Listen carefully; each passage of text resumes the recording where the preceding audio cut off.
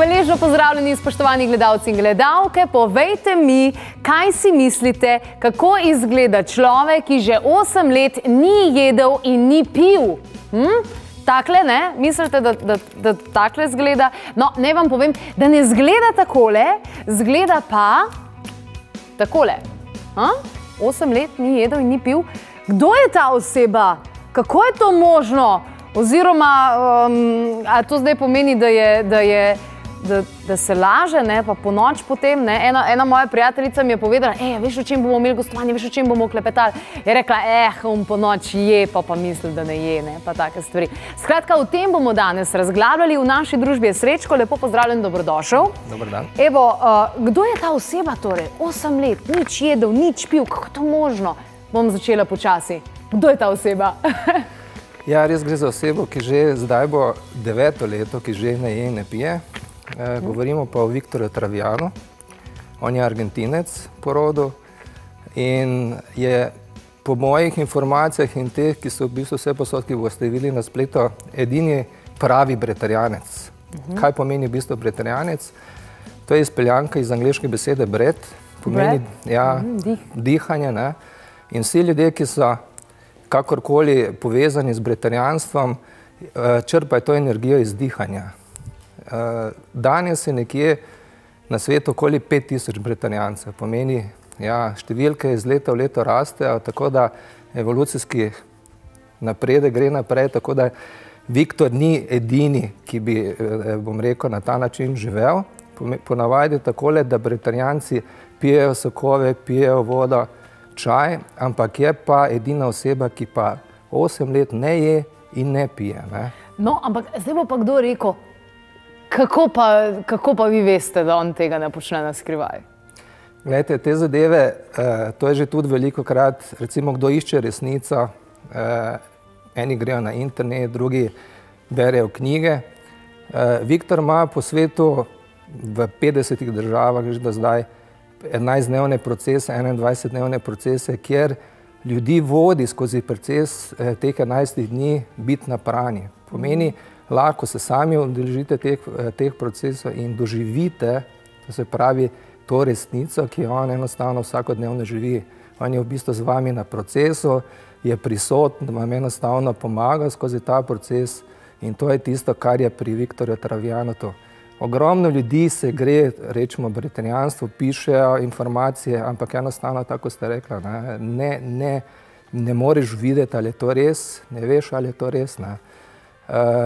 Zdaj te informacije, ki jih je Viktor enostavno posredoval na planetu Zemlja, bi lahko rekli, ker do zdaj bi v 80 državah, je zelo privabil strokovnjake, to se pravi raziskovalci. Eden izmed njim je bil tudi ruski raziskovalec Boris Aranovič. Jaz upam, da ga je kdo pregledal, tudi fiziološko gledano, kaj se dogaja s tem človekom, ne je, ne pije, kaj organi, so se mu usušili, zakaj sploh še ni umrl, a ga je kdo pogledal fiziološko? Točno tako, tako sem že rekel, Boris Aranovič, ta je ruski strokovnjak in še drugi, ampak ta zelo dosti dela na energijo, bil je cirka leto dni na različnih pregledih.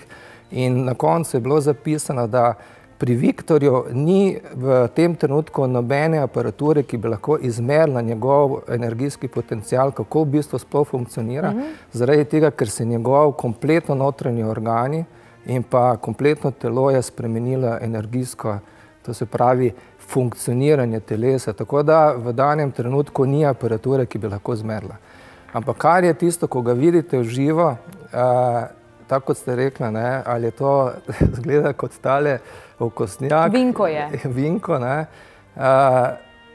zelo, kar vam bom, je zdaj fascinantno, on je v 37 let starosti, ampak njegova življenjska doba je, on je v 28 let star. Biološko gledano? Biološko gledano 28.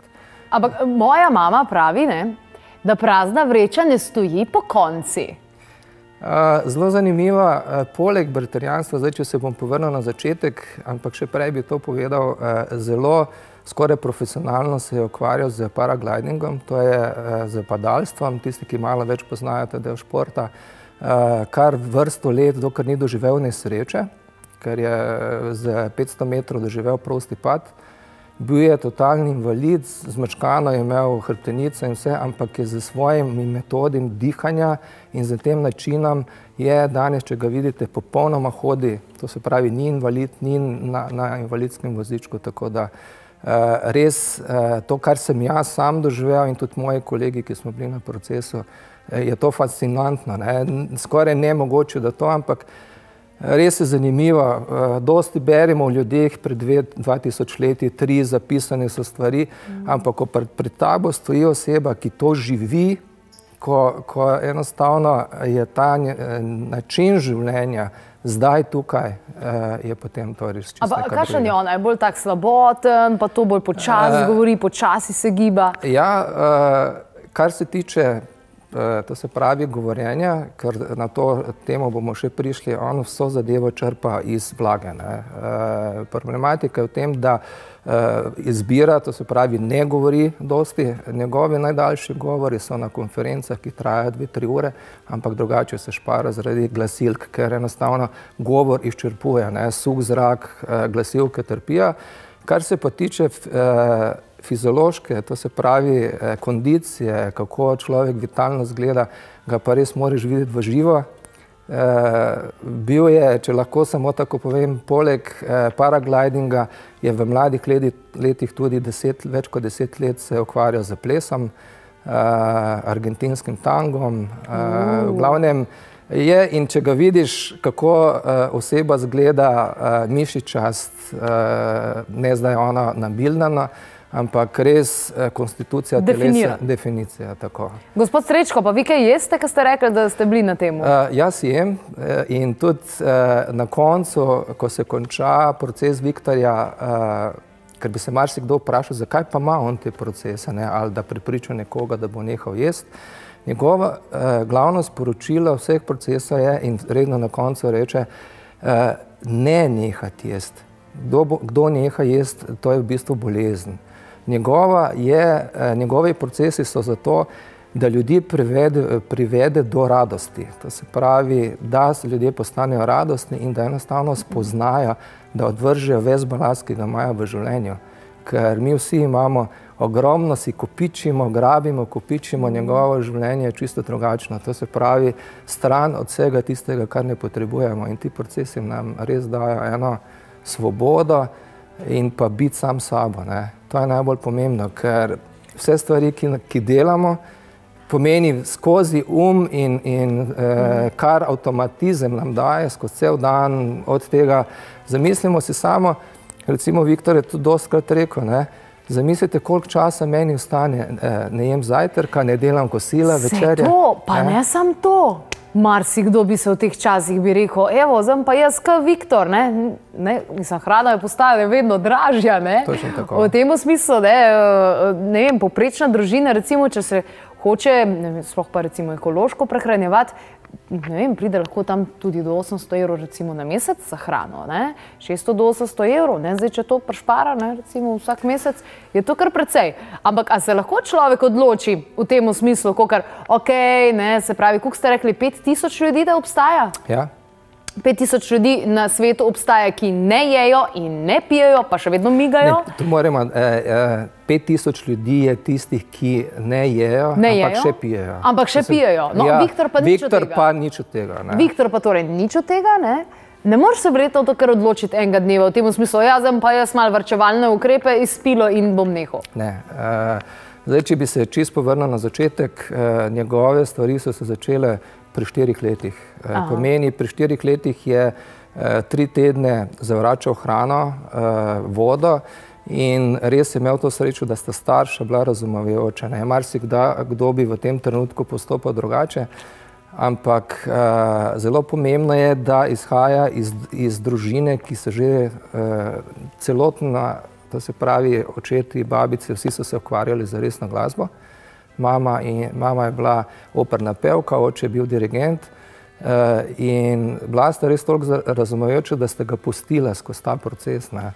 In potem se od 4. leta naprej, vse do 26. leta je enostavno se dogajal v njem proces. In pomeni resen pristop se je pa začela pri njegovih 26 letih, to je tistih 9 let, o čemer zdaj govorimo. On se je preselil takrat v planine v Argentini, živel 1 leto sam in na začetku je pil sokove. Telo je pustil, da mu je samo enostavno opustilo sokove, prišel na čaj, potem je zadevo prišel na vodo in on pravi, da je voda najtežja tekočina na zemlji, ker ko je zadnji kozarec vode spil, je rekel, da je občutek, kot da je spil celotno planino, takrat, ko je bil na tem procesu. In zgodila se pa je zadeva, on je v tem 1 letu večkrat šel iz telesa, tudi na konferencah pove, tudi pove, kako izgleda, ko se vrneš nazaj v telo, je do potankosti opisal, kakšna je kri, kakšen je energetski potencial telesa. Ampak kaj je zelo pomembno? Prvič, ko je zapustil telo, on pravi, da se je takrat v njegovem telesu sprožila, on govori o temu, retroprehrana. Pomeni, njegove celice se same obnavljajo. Postale so kot neke vrste dinamo, ki celico enostavno non-stop v bistvu obnavlja. In kako on preživi teh 9 let? Zelo preprosto, ko veš, zakaj se gre. Na planetu Zemlja v zraku je v bistvu zrak je voda. In ker je v zraku ogromno vlage, njegovo telo in celice so sposobne to vlago spremeniti v vodo.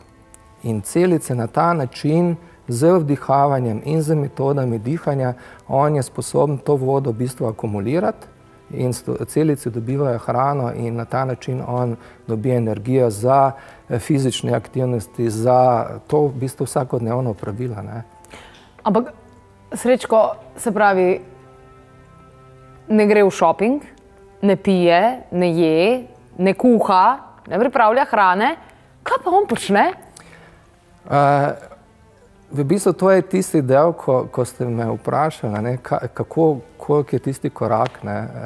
Vsi mi, rečemo po narekovaju, ljudje še ne tega nivoja, kot je Viktor, imamo ta potencial. In Viktor nam ravno kaže, da je ta potencial možno pridobiti, ki ga ima on. Pomeni vsi ti procesi, pomeni skozi spremembo prehrane, skozi dvig zavesti, skozi vse te možnosti v prihodnosti in ta način življenja nam to kaže, da je možno to doseči. Kaj on dela? On je največ sam sabo. On spi, se pravi, če mi nekje spimo 8-9 ur, on dnevno spi 3 ure. Zdaj, na konferencah, ki so res fantastične, jaz in moji kolegi smo bili lansko leto na tem 11-dnevnem procesu v Srbiji, se je dogajalo. Na konferenci je bilo 250 ljudi, res bili so zdravniki, bili so ljudje, ki jih ta tema zanima in res izrazili so pravo milost, da so bili z takšno osebo, ker kar je mene tudi pritegnila, ni samo tisti način, da on opušča, da je opustil hrano, pa pišemo v bistvu zaradi tega, marsikdo se v to spustil, ker bi hotel shujšati ali pa ne vem, priti, ampak to zadevo lahko greš naprej, če si duhovno napredoval. Pomeni, on je že zdaleč spoznal to povezavo, on tudi na konferenci pove, s katerimi duhovnimi učitelji deluje in ko je on sam, je v bistvu v prisotnosti sam sabo. In to je ta 11-dnevni proces.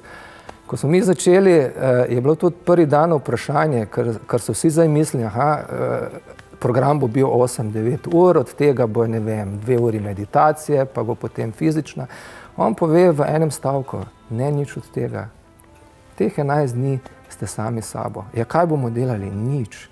Vi boste sami sabo. In to je tisto, da te lahko pripravi, bom rekel, skozi ta proces, da res enkrat začneš razmišljati o stvarih, da greš znotraj v sebe, da enostavno vidiš bezla, prve dni je to bezlanje, bi rad to, ono, tretje, ampak ko prideš, ker ta 11-dnevni proces je mešanica sokov, ampak od tega so pa 4 dnevi popolnoma suhi, pomeni se nič ne je, nič ne pije. In ko prideš do teh dnevov, enostavno ugotoviš, da vse to, kar so napisali v knjigah, vse, kar je napisano recimo v medicinskih, da recimo po 3 dneh nekonzumiranja tekočine vode, da ima človek ali bo umrl ali kakorkoli. Enostavno mi vsi vidimo, da so to stereotipi, ki so že zdaleč, ravno preko takšnih ljudi nam daje vedeti, da smo nekje, da smo čisto drugačni. Ampak potem je verjetno težko se nazaj vključiti v družbo, v ta sistem, gledati ljudi. Mislim, brez zamere, jaz sebe opazujem, redno delam na sebi, meditiram, berem in vse ostalo. In včasih, velikokrat, mi ni prijetno v nakupovalnih središčih, mi ni prijetno v središčih mesta in zaradi tega, ker vidim, ne vem, kako drugačna sem, kako drugače svet funkcionira. Težko je včasih, sploh si pa ne predstavljam, da bi bila na takem 11-dnevnem procesu, pa da bi se potem vrnila. Še bolj dejansko vidiš, kaj se dogaja, pa da si res malo čudak. Je v bistvu zdaj tisti, ki, jaz pravim takole, tisti, ki ne delajo na sebi, imajo takšne ljudi za čudake. Ampak ko se enkrat zraven takšnih ljudi, kaj je zelo pomembno? Viktor se je zelo povezal z naravo in jaz mislim, da v današnjem času vemo vsi, kaj pomeni povezan biti z naravo. In takrat enostavno še tiste stvari, ki jih mogoče ne opaziš, ker čisto en drug odnos pridobiš. In tudi vemo, da kako si energetsko ti naravnan, da te začneš takrat privlačiti tudi ljudi, ki so si blizu. Tako da Viktorja ni, jaz vem, da on dobiva z celega sveta maile, njega, ampak on ima tudi, recimo, ker je organizacijsko zelo ta zadeva kar težka, on ima tudi svoje menedžerje, ki mu organizirajo kompletno, to se pravi prevoze, lete, hotelske nastanitve. Ker fascinantno je to, da on ne ve zadnji dan pred procesom, kam potuje. In če greste na njegovo internetno stran, on je zaseden vse dneve, razen 2-krat na leto, potem gre v svojo bazo, sedaj živi na Baliju, kjer tudi lahko se priključiš, si enostavno v njegovi bližini, ampak je pa res, da si mogoče 2-3 dni z njim, ampak potem on zopet potuje. Tako da ta proces, ki se bo zgodil letošnjo leto, ki ga tudi mi organiziramo v juniju mesecu, to je od 1. do 11. v Bosni na Visokem, bo resnično enkratna priložnost, da smo celih 11 dni z Viktorjem in preizkusimo. Še tole vprašanje. Tudi v Sloveniji imamo primer pri dr. Omerzel Mirit, ki je predojedstvo je to, se pravi, tudi ona ni uživala hrane. In zelo zanimivo, se pravi, ta zvok je v njenem življenju, živi zvok dejansko, saj mi vsi smo zvok. In tudi pri Viktorju ste rekli, da je bil zelo povezan z zvokom. Je tukaj nekaj na tem, 100%. Pri 5 letih je dobil od očeta, tako kot sem že omenil, oni so vsi bili glasbena družina, je dobil violino. In njega so poimenovali čudežni deček, novi Mozart. Namreč pri 9 letih je imel samostojne koncerte, tako da je pri 19 je že tudi predaval v Argentini, na fakulteti, na konzervatoriju. In njegovi koncerti so bili razprodani za 2 leti naprej. Kar je še ena zelo takšen podatek, marsikdo bi rekel, ko se mu konča en del, recimo, ne vem, nek poslovni svet, se mu je sesul, išče zopet nekje druge, da bo v bistvu nekje materialno preskrbljen. Viktor se je spustil na pot britanjanstva fizično in telesno popolnoma zdrav, preskrbljen finančno in imel je praktično vse. Da je šel iz tega, on je po koncertu nekje zaslužil po $200,000, pomeni je bil blazno bogat in enostavno je pri 26 letih rekel dost. Drugo, kar je zelo zanimiva informacija, študirajo medicina, študirajo teologijo in resnično je v življenju naredil maksimum, da stopiš v to in kar je tisto, kar je največ pomembno. Dotaknil se je resnične radosti, resnične ljubezni, tisto, kar imamo v sebi. In on pravi, da to, kar je zdaj doživlja, da je to, da ne moreš opisati z besedami. Tako da, ja, povezan je bil zvok, violina je bila njemu, se on opisuje tudi zadnjo stvar, ki je v življenju pustil, je bilo ravno tiste dneve, ko je bil v planinah v Argentini in ko je prvič prišel, to se pravi se vrnil v telo, je ta violina bila tista prijateljica, ki je zadnjič odložil, pustil za sabo in zdaj živi to življenje. Najlepša hvala. Evo, takole, ja, za začetek povezujte se z zvokom, pa boste videli, kaj se bo zgodilo.